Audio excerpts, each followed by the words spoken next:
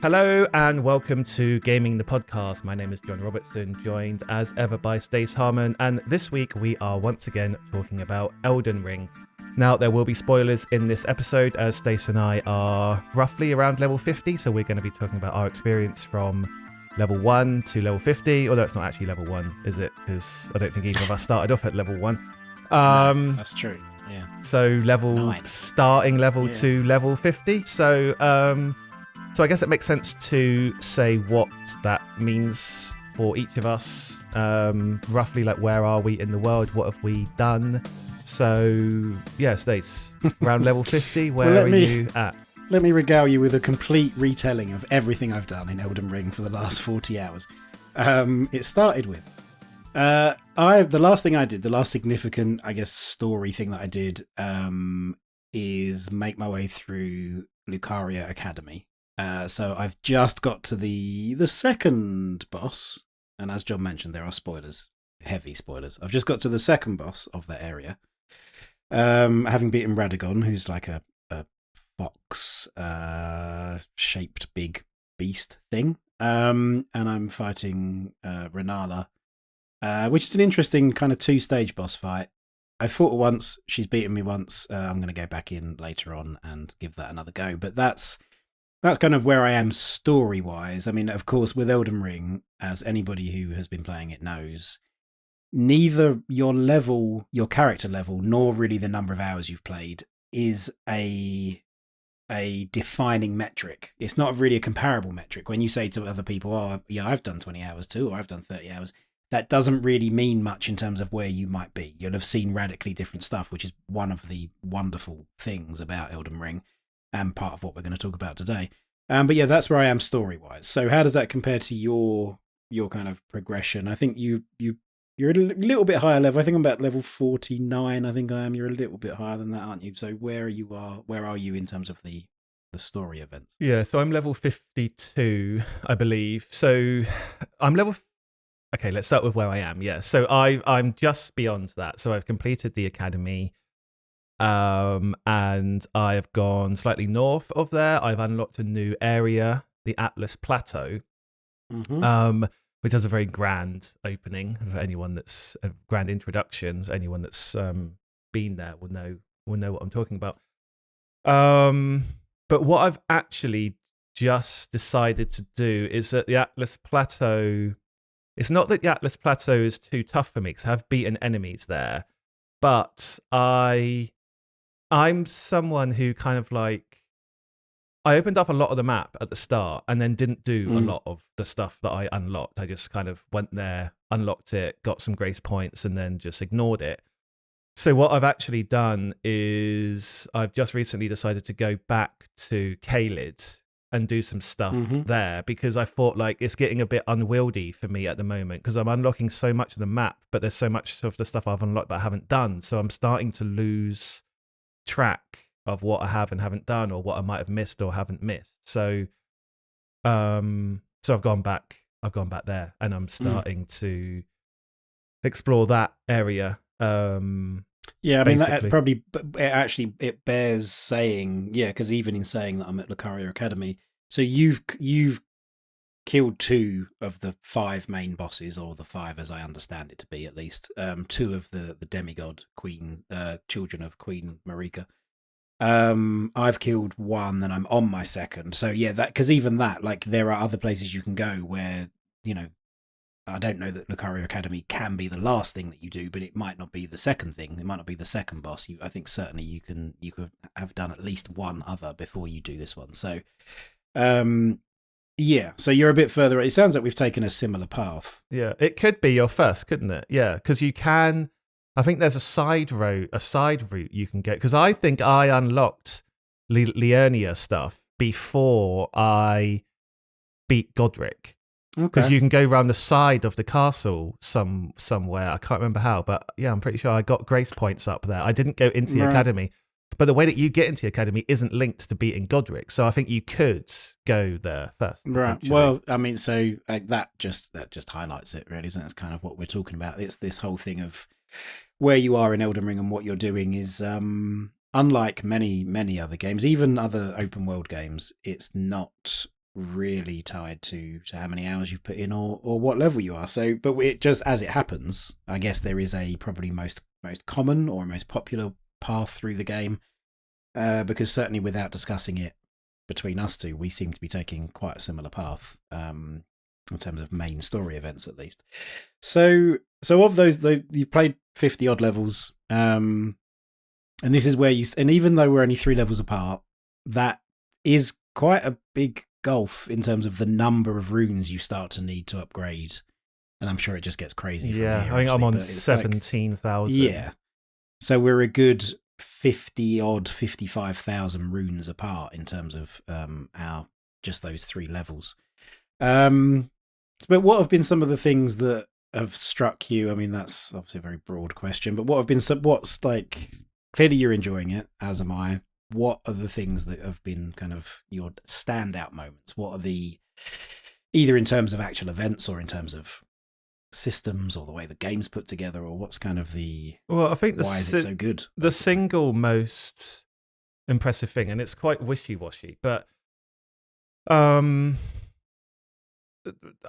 think the sense of progression in general, but in so many different ways, like the leveling up, the Ashes of War, the weapons, the talismans, quests, and then not even stuff that's kind of tangible, but just like progress, as in, like when you first come across Liurnia and you start going, you start exploring and you go to some of the higher, there's a high ledge that you can go. There's like one of those whirlwind things where you can jump up on torrent to get to a really high ledge. And what sort of made me feel like, wow, like I am really progressing, like beyond the leveling up and the weapons and that, is there's a certain ledge in Liurnia you can go, and you can, and towards the southern tip of it, southern edge of it, and when you're up there in daytime, you get this just ridiculously incredible view of the academy there on its sort of like impossibly tall, narrow, like defying gravity physics rock formation that it's built upon. The commute to that place would be an absolute nightmare. It's if you're actually studying that. They have to build a gondola or something up there. But the yeah, and you look at it, and then it's all covered in mists below, and you can just see the trees sort of like sticking out of the mist canopy, I suppose. And just like that view, that spectacle, that landscape, just, I think that was probably the starkest single point of like, wow, you do feel a sense of progression through this game. Like if you thought, up until that point, it was already epic and it was already big and it was already impressive. But that view there, well, which for me happened, I don't know, 15, 20 hours into the game or something, maybe more. That was probably the single biggest, like, oh, wow, like, and now, things are hotting up sort of single moment. So yeah, I don't know, like, and it's not to say that previous Souls games don't have those big visual spectacle moments, but something about like the open world and as I say, like it was already epic, and then you see that, and it just, I don't know, it was just like a slap in the face of like between here and here, like it felt like you were making loads of progress, and now you see this great amazing thing in front of you, and it not only looks great, but it's like, wow, like there's still so much happening here that I just don't have any clue about beyond just this vague sense of the landscape.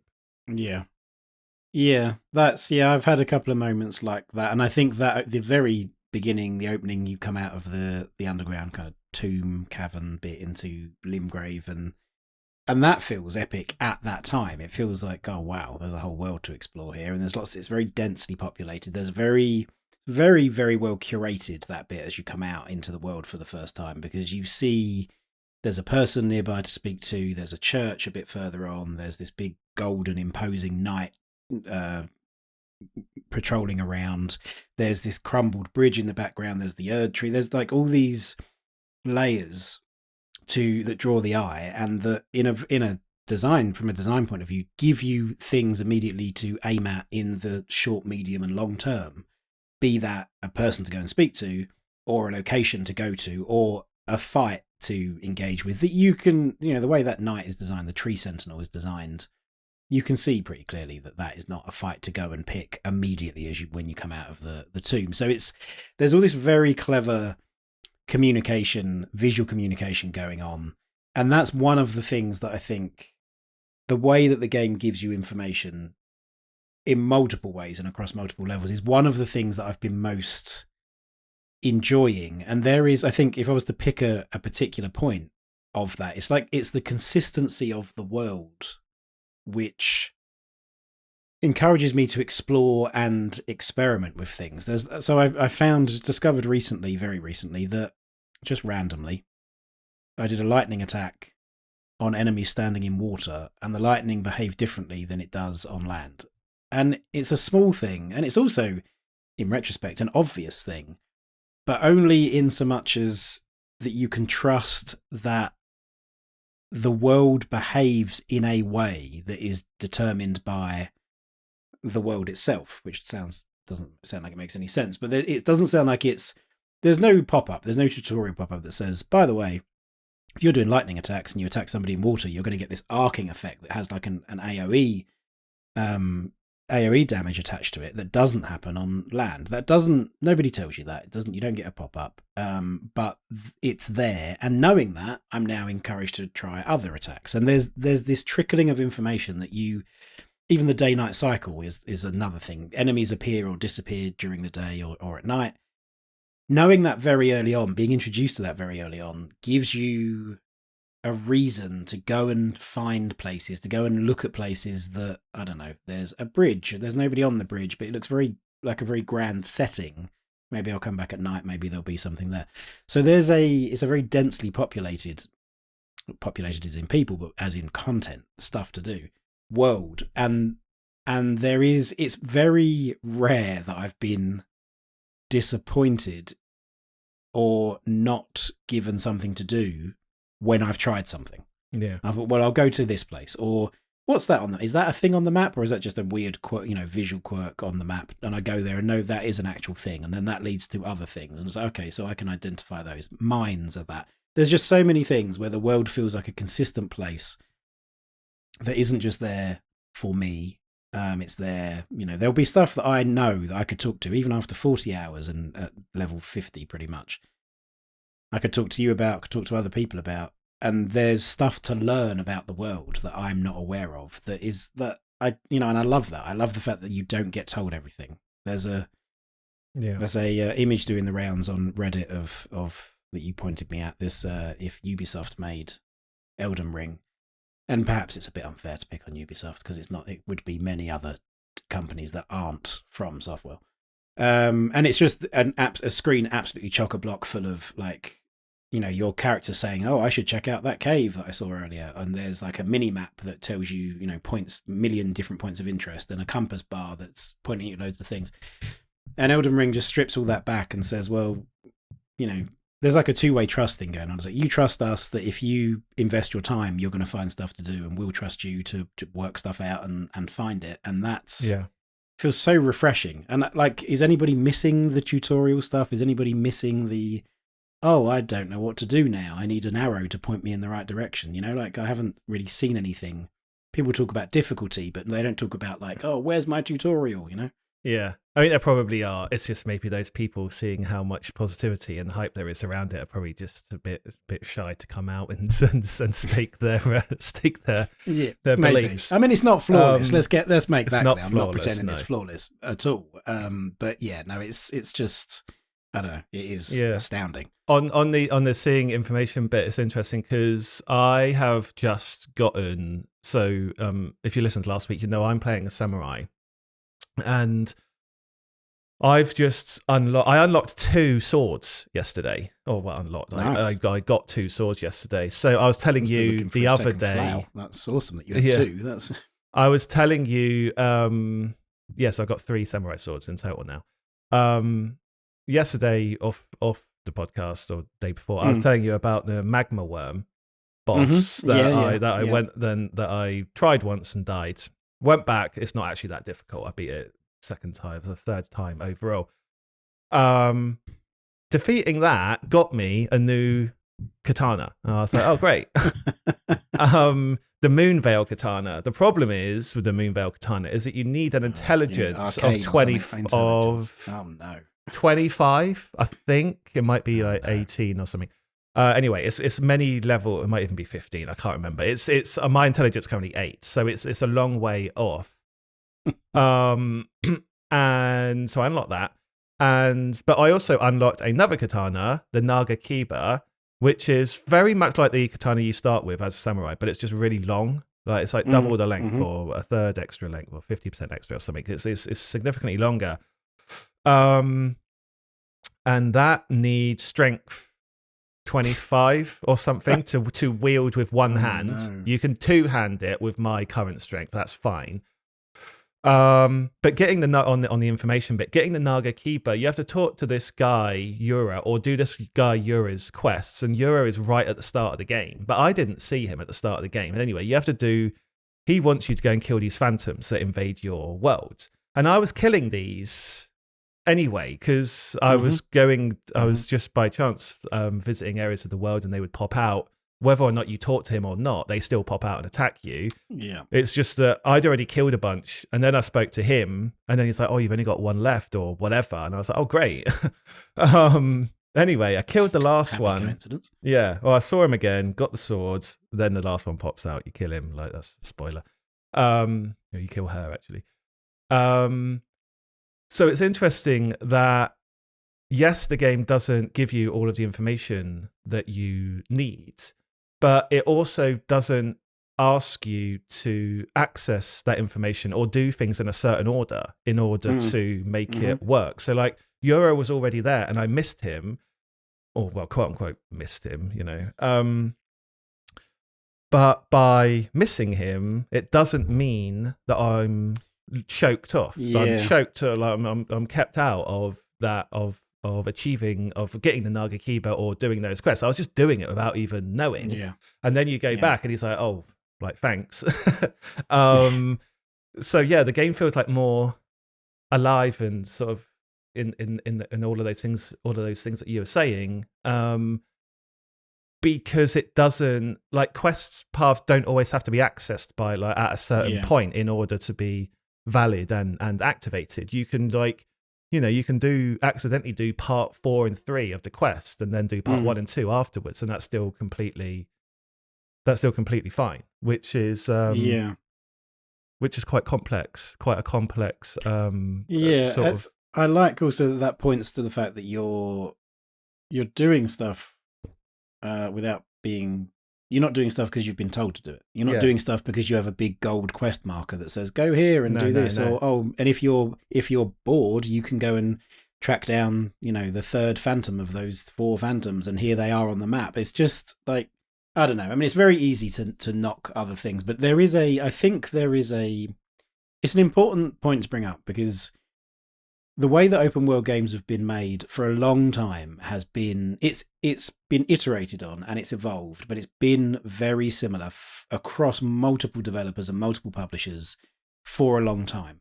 And often the biggest and most popular ones, and the ones that most people see, are the ones made by the biggest publishers, or are the ones that are either made or put out into the world by the biggest publishers. And that locks them into doing things in a certain way because they have to make things accessible. They can't risk spending tens of millions or hundreds of millions of dollars on making a game that people just bounce off because they don't get it. They would rather err on the side of caution and be like, let's make sure that nobody can get lost or nobody can have a bad time because they can't navigate the world. So I understand why they're made like that, and there has been iteration in that, and I've seen it. Horizon for me is a step in the right direction, and Ghost of Tsushima as well, also from Sony. That has the bravery to not link unlocking the map to towers, which so many games do.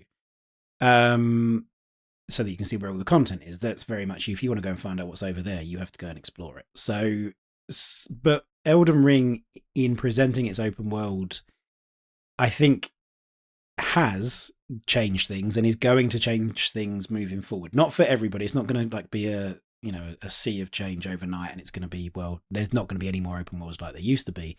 But it shows that you can take some risks and trust your players, and this isn't just because, oh, it's a From Software game, so it's hard, therefore I have to play this in a different way to how I normally play games.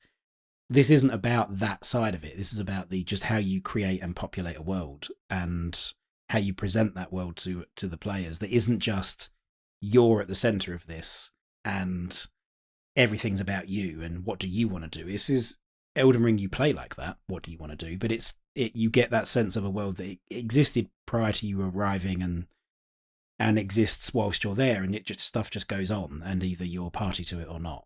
And there's a liberation in accepting that you won't see everything. Probably you won't see everything. You're gonna maybe you don't ever come across this guy, because I haven't met this person that you're talking about. I've seen some of the phantoms, but I haven't actually encountered this NPC to kind of cash those in. And maybe I never will. I mean, maybe they'll contrive to put this person in front of me, but maybe I just won't ever see them. And I'm okay with that. It's like I don't need to 100% this thing and be shown where every single one of these 500 collectibles is on the map in order to go and track it down. I'll just find stuff as I'm exploring, and it's so refreshing. And to not be interrupted constantly by NPC chatter, like they're getting in touch with you, so you really have to go and do this thing now because it's mission critical. It's just like you do whatever you want whenever you want, and it's a nice feeling to not be constantly hounded. Like you put the game, it's quite a quiet game in that sense, is how I think of it. It's quite put it on and just do whatever I want and be left alone. Yeah, it's quite antisocial. It's interesting because I think about other open world games. I think going the complete opposite of Elden Ring and unlocking everything, unlocking all the map and having loads of stuff on the map immediately available to you for you to do. So completely the other side of the coin also works brilliantly, but it depends on what sort of game it is, because I'm thinking about Forza Horizon. That just unlocks the whole map and just gives you loads of races. Like, it's not everything. You have to go through championships and unlock more stuff as you go, but that would be an absolute nightmare of a game if it didn't tell you what was available, like just immediately, because it's not trying to do that same. It's not trying to create that same feeling in you as Elden Ring. It's more about that makes the world feel big because it's got so much to do so immediately. It's not like, no, unlock this and then unlock this and unlock this. It just gives you loads of stuff to do. And the multiplayer side to that means that you kind of have to have loads of events and stuff available, because you don't want to be in your multiplayer party and just like, and now let's travel the world for 30 minutes and see if we can find a race. So, but it's the middle ground. It's the games that try to get like the best of both worlds that just end up feeling like none. Yeah. Well, that in both of those cases, I would say, in both Forza Horizon and in Elden Ring, the game is thematically consistent and true to itself. And I know that, I'm a big one for this. The role-playing stuff, my character in Elden Ring's name is Celine, and that's the Celine from Returnal. She's got one blue eye, one orange eye. There's a whole thing there that I've created a backstory. It's like a D&D character. I've created a backstory for her. Or just pinched it from somewhere else, actually. But in both of those cases, the game feels like it's being consistent and true to itself, because thematically it makes perfect sense for Forza Horizon to be set in whatever location, whatever real-world location, and you as a character in that world, but also a player of that game, understand that is a known and mapped location. And you are told, as a character in that world, you get a car, you're going to go and race, here's a bunch of stuff to do, right? That makes perfect sense. There's still stuff you have to unlock, of course, but there's not like unknowns. You're not like, oh, let's find out the next piece of, I don't know, Colorado or wherever. So Mexico, that makes perfect sense. Okay, cool. I was vaguely close.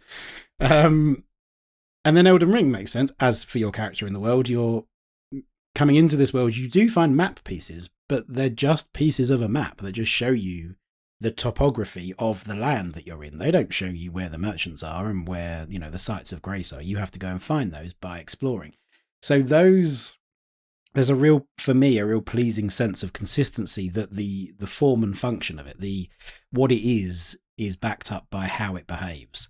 And that is what you don't get, I think, from a lot of other open world games where, like you say, I think there is a bit of wanting the best of both worlds. They want to tie world, like the unlocking of the world, to the progression of your character. And well, they want you to feel like an explorer, but never to be lost. Like, yes. so that there's always a dissonance. There's always a disconnect there. That one side or the other is always going to feel weak, like the at Lonely any Planet one time. version. Lonely Planet version of exploring. You know, it's like, here, go exploring, but take this Lonely Planet with you because you're going to need to know where to get lunch.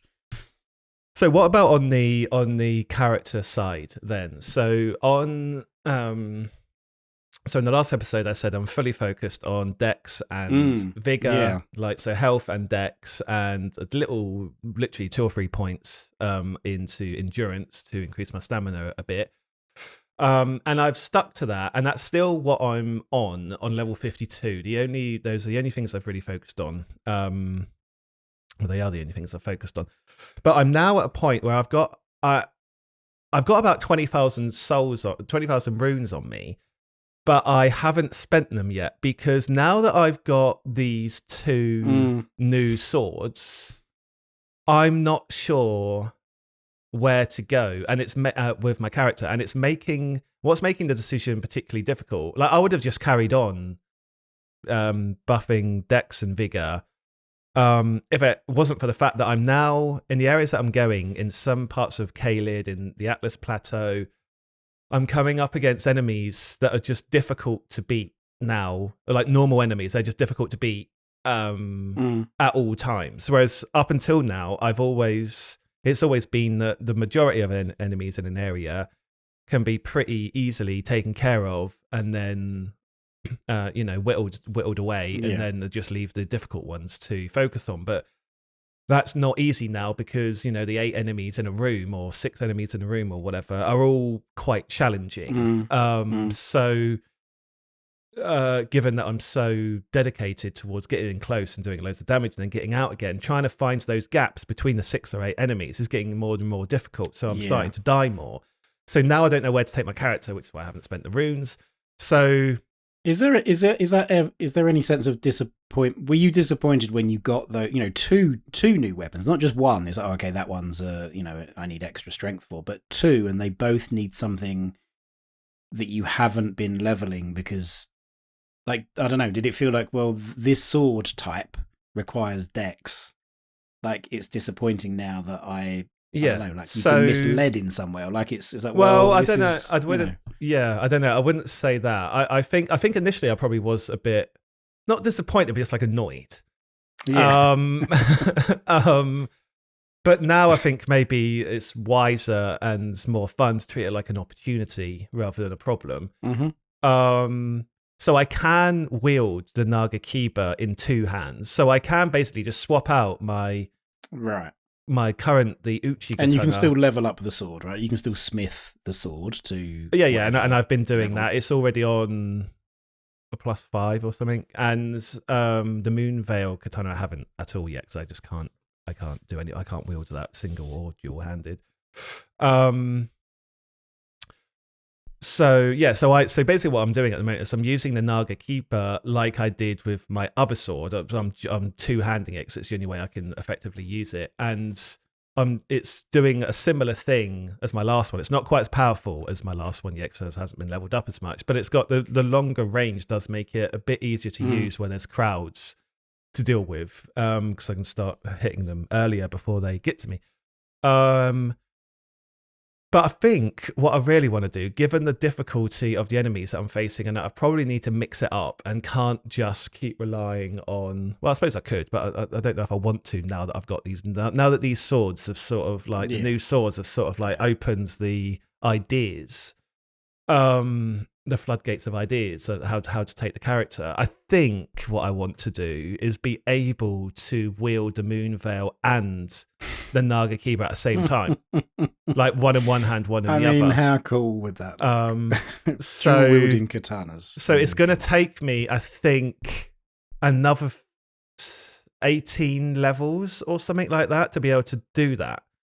I'll be fairly quickly. I think 5 to 7 levels time. I can't remember the exact numbers, but in 5 to 7 levels time, I'll be able to wield a Naga Kiba in one hand. So I'll be able to have that in one hand and my normal one, my small one, in the other. But it's going to be a long while before I can wield the Moon Veil in one hand. I haven't done any respecking. Yeah. Okay. Right. Yeah. But I don't know if I want to do that because even though the Naga Kiba requires a certain strength level, it actually scales with dex, so better than it does with strength. So you need a certain strength in order to hold it with one hand because it's so long and heavy. But after that, it scales with dex. So all the decks that I've built up will help the Naga Kiba. You can affect that through the Ashes of War. The stat you can't affect, as far as I'm aware, how much of a stat you need to wield a thing, but you can affect how it scales and whether it scales more with dex than with strength, or both. I think that quality, is the one that does. Basically, even and keen is dex, and keen is dex, and strength or whatever, or might, or whatever it's called is. I have also found an item that would speed things up a bit, insofar as it's a thing that I found that boosts some of your stats, but you take more damage. Yeah, the talisman, the reds, yeah, one. It's like an eyeball or something. Yeah, I don't want to use that. Because I take quite a lot of damage already because I'm so close. Yeah, I haven't experimented with how much extra damage you take, actually. I haven't noticed it. I got it recently and I started using it. I haven't noticed it to be a problem, like as in it's problematic how much extra damage I'm taking. So I don't know. I mean, that might be worth experimenting with that, because I don't know. It does add, I don't know, 3 or 4 points or something to, I think, to strength and dex and mind, to a bunch of stuff, or arcane intelligence perhaps.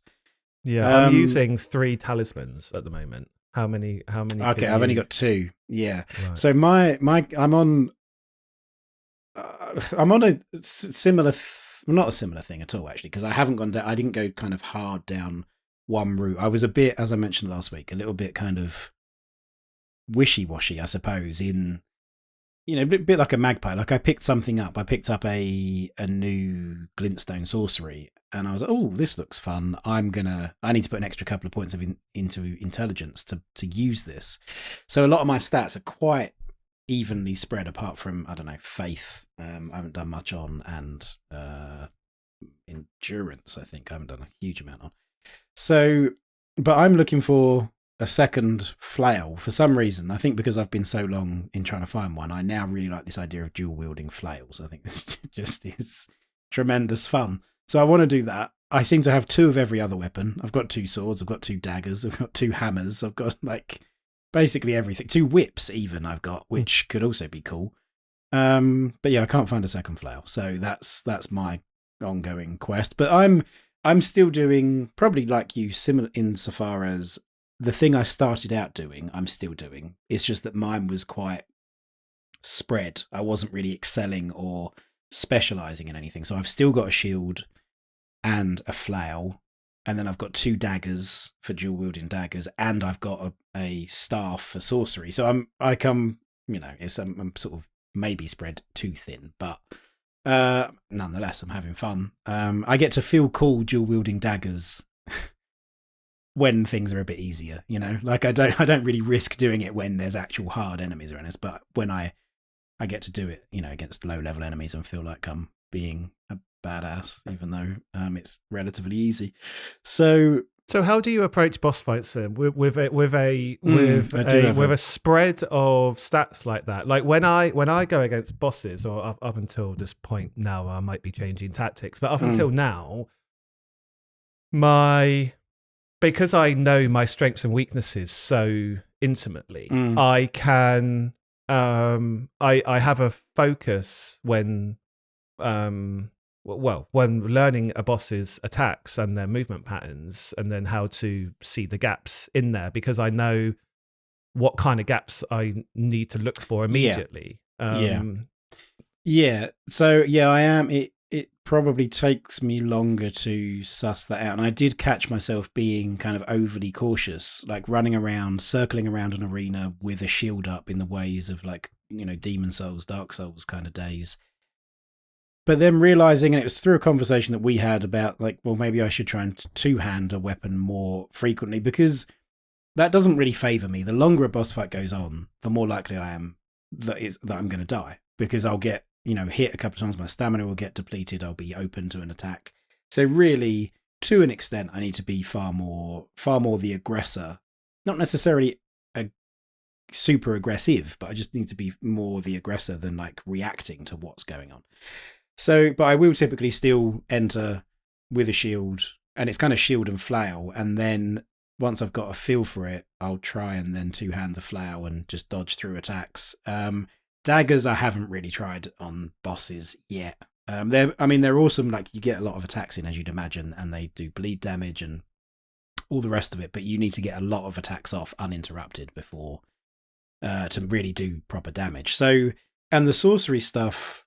See, I've been using like the spirit summons certainly more than you have, I know. I think I've used it twice in total just to see what they did. And I've got some pretty decent ones now. Like, that's become quite a thing of like finding, not really going to track them down because I don't know where they are, but when I find new ones, that's interesting, I'm going to give that a try. And I've got a couple of kind of stronger characters now. And I use them mainly for aggro, I suppose, in the way that you would if you summon somebody into your world, like a co-op player. It just splits the attention of the boss, and it means I use it as kind of like an information gathering thing. Obviously, they're doing some damage, which is helpful, but it's an information gathering thing because whilst they're attacking that other thing, I can see gauge those windows. So it's a similar thing, but it's just not as, I guess it's not as proactive. Maybe I'm still being more reactive, and I think that is in my nature in a game like this, that I sort of need more before I feel like I can back myself to do the thing. But yeah, it's working. It's been working out. I haven't really. Yeah, it's still that thing, as I said last week, that the most times I've died to anything in this game, including bosses, is some random guy in some random night in a room in Stormvale Castle who just murdered me multiple times. And it's ridiculous. And it was just a nothing guy. It was like I didn't need to kill him. I think you go in there to get a key, and you can just do that and get out again. But I became bloody minded about it, so wanted to kill him, and eventually did. So when you're looking at bosses, then, so some bosses are really aggressive and some are more defensive. Have you noticed any preference on your end, or any greater or lesser ability on your end to be more or less successful depending on whether they're aggressive or more defensive? Because I think the Academy is a good sort of microcosm of that, because the Radagon boss and Renala are very different. Radagon is super aggressive. Renala is much more defensive, I would say, in that you're often having to avoid lots of things that she creates or that are summoned by her or controlled by her, whereas Radagon is just on you all the time. So I think in general, although the rule doesn't actually, this is an exception to the rule, so I think in general I do better against the very aggressive bosses because I need them close to me anyway in order to deal damage. So if they're going to come on to me, then if I can learn their attack patterns quickly enough, and I know what they're going to do when they come close to me, then I can use that to my advantage and get some strikes in. Whereas if it's more defensive and they're creating shields and stuff, I have to get a lot. I have to get through a lot before I can even get to them. Although the Renata one didn't quite work like that, because it turns out if you can get close enough to her, she's pretty weak against the weapons that I've got. So I made fairly short work of her. I didn't beat her first time or anything, but it wasn't wildly difficult. But in general, those more defensive bosses pose more of a problem for me in terms of dealing damage than the aggressive ones. Well, do you know, it's interesting because my reaction to, as you were asking that question, was it's more of kind of a psychological thing. It's more about how do I feel facing those bosses than it is how, like, from a character build point of view. And I think there is that, probably quite typical, or at least, easy to understand, if not relate to, that when I go into a boss fight, if something's super aggressive, then that puts me on the back foot, as it's meant to. and I will find myself being more tentative and then have to force myself to be more aggressive, because those are the fights that the longer they go on, the more likely I am that I'm just going to die, because I can only defend for so long. But then in like the Radagon fight, again, that you're right, that is a really good kind of two-hander fight. It's almost like they planned it that way, I guess. It's a really good example of that. So you get the different the different kind of methodologies at work. And I think the thing, again, psychologically, I was encouraged by it. I defended a bit against Radagon. And then when I did get an attack off, I noticed it did relatively quite a lot of damage. I was like, okay. And then that encouraged me. This is all from my own, like, how I feel playing the game rather than what I know makes sense for my character.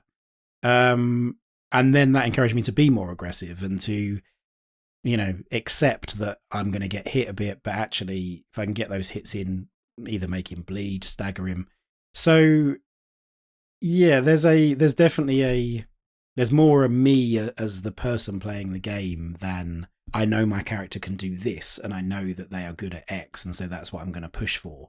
I'm still probably in that way being reactive, and then just trying to push up onto the sort of the front foot rather than being on the back foot more often. And that conversation we had about like the fact that you said you're not using a shield at all. That, well, yeah, I mean, I'm aware that is a legitimate way to play, but it's like, why am I not trying that a bit more and trusting myself to learn the attack patterns, to dodge through them? And so I did that a bit more, and it is enjoyable. It does kind of push you, but it feels like it propels you forward rather than kind of, again, like putting you on the back foot. So yeah, well, you don't have a choice. Like, all you've got is attacks, really. And learning so I've got some magic, learning the different timings for the charged attacks on magic. That's another thing that's like, not just, they do more damage if you charge them, but they behaving in a slightly different way. You can use that as part of the strategy in boss fights. I don't use magic a lot in boss fights, but where I do, it's kind of I've been using the same sorcery from the beginning. It's this one that creates a sword that hangs in the air for a bit before it fires. They use it in, you see it in the academy as well. But you charge that up, and the longer you charge it up, the longer it takes to fire. And then you can set it as like a trap, because you can then effectively maneuver the enemy sort of so that it hits behind them, or when they jump, it hits them and it knocks them down. So there's kind of a sort of trapper kind of mentality going on. But a lot of that is based on how I feel going into a boss fight, which I find interesting in and of itself. I like to examine that about myself as I'm playing. It's like, okay, why am I sitting back here? Because this is no good for me. I need to get forward. So yeah, my approach to bosses tends to be probably start with mild panic and then kind of ease into it, and then actually push up and do the things that perhaps I should have been doing from the beginning of the fight, and just get in there and get stuck in and trust that I can dodge, keep an eye on stamina, all of that kind of usual stuff. But I'd be interested to see the boss fights that you do, because it feels like your window for learning that stuff is much, much smaller. It's a much shorter time frame that you have to, because you don't get to just stand there and block and then be like, okay, I get the timing of that. No. You have to react to it actively. Yeah, and you can keep dodging around, but on certain bosses it just gets impossible. Like on Renala, that fight is way easier for my build if that ends quickly. Like wait, because she can't get all of her summons and stuff out. So in order to learn how to beat her with my builds requires me to learn how to beat her quickly, really. So it doesn't really benefit me from like just hanging back and waiting for trying to stay alive for 2 or 3 minutes and just seeing what she's got, because that isn't going to help me. Like if it goes that long, I'm probably in trouble. So particularly against a magic user, I imagine. I mean, against anybody, I suppose, even some. Anyone ranged. Anyone ranged is a real issue. Yeah. So my opening gambits are not hang around and see what she does. It's just like, okay, cut the range down immediately. I don't care what she does. This is what I do. yeah. Which is why it's easier to fight Radagon or whatever, because he comes at you. Like there's no range to worry about. You need to be worried in the opposite way. You need to create distance again. Once you've got your attacks off, otherwise he is because his health is really low, isn't it? He's a bit of he hits hard, but he Yeah. yeah, his health isn't super high. So yeah, it's an interesting one. I The think, Renala yeah, go on. the Renala fight I found is probably the easiest boss fight I've had. So of the main bosses, not like some of the sub bosses. I found that the Yeah, easiest I could one. see that. I don't know if I just got lucky or whatever, but on I think it was my second or third attempt on the second phase on like the moonlit scene. Mm. Yeah, I get in and out quickly at the start of that attempt, and that was it. It was over. Like she just couldn't react to that. Mm.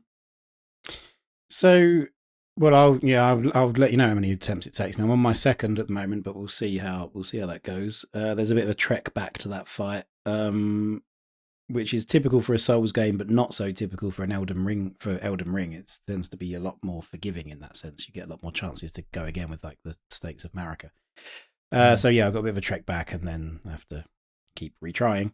As a final thing, yeah. Yeah, I was going to say as a final thing, but this thing As and a then whatever the final thing is. Final thing. In general, and I know I don't like to really just focus on the difficulty of these games, but it is still an important element. I see that like, a lot of people see like the difficulty in these games as like the main bit. I've started to think of it more as like it's like the alcohol in an alcoholic drink, right? Like it doesn't for some people, yeah, the alcohol is just I'll have a shot or I'll have a beer or whatever because it's got alcohol in it and that's the end of it. Like some people play Elden Ring because it's difficult and that's the end.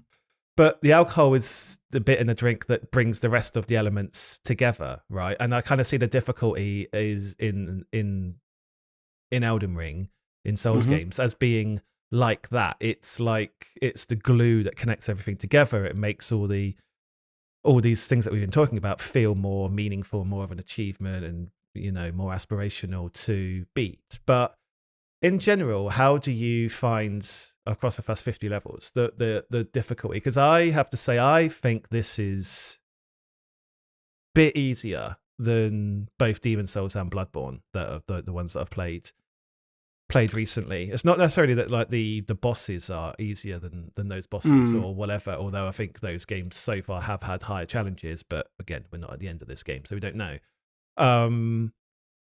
But yeah, like the Stakes of Marika, like you said, I always seem to have comfortably enough healing flasks. There's other stuff to do. If you're stuck, you can level up. There's many ways of going to find runes to level up, like many more ways than there were in the Souls games, where you just kind of have to just do those same runs again and again and again to get the souls.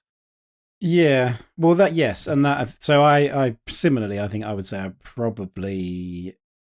I would say that I think I've found it to be easier / more accessible than a lot of the games in the Souls series, but that it like I haven't really thought about the difficulty. I haven't got to that point where I am banging my head against the brick wall, apart from Stormvale Castle in one room, and I'm needing to, I'm being bloody minded about it because I didn't really ever get to that point. And sometimes that's because I haven't got to a point where I've gone into a boss fight and done it so many times that I've had to just go away because I'm just not getting anywhere. And I definitely had that with some of the Souls games. I don't think I did with Bloodborne, but certainly, yeah, Dark Souls I did.